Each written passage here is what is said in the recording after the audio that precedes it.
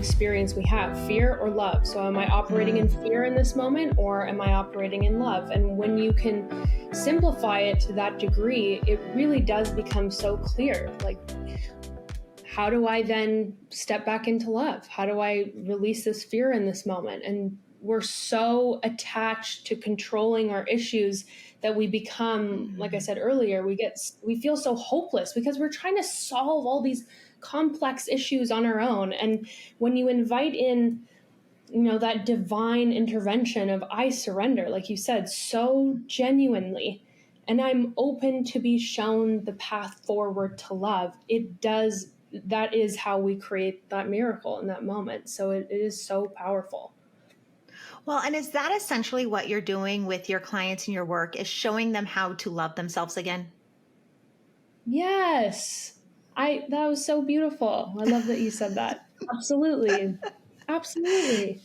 People come in and they think initially, well, they do know I want to have more love for myself, but it's still conditional. When I first start working with people, it's often so conditional to, well, once I let go of my struggles with binge eating, or once I lose the weight, then I'm finally going to love myself. And it's, as long as we make our love for ourselves conditional, we're always going to be prisoners to that. And so that is what I am here to do, is to help people to truly surrender and to come back into love, genuine love for themselves, acceptance and love. And if I can help someone to achieve that, oh my gosh, it's like my greatest life's mission has been fulfilled.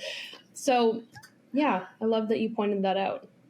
But I love that idea because, so many of our issues, especially around body, come from a place of not liking ourselves or not loving ourselves. And when you're in that space, it's really hard to find things to love about yourself. And it's really hard to bring that love in, when I know that that's what we need to do. We need to love ourselves to be able to pass these issues. But bringing in that condition on, like, once I do this, that's actually just stepping outside of ourselves. That's putting our love or self-worth outside of ourselves. Once I lose this weight, I'm going to feel lovable, is what we're saying, versus like, no matter what I look like, I am lovable. For most people, that is the hardest part of their healing, because they don't understand how to love themselves unconditionally. And when you've grown up learning how to only love yourself conditionally, that takes a lot of deconditioning to get to the place where you can align with that true love.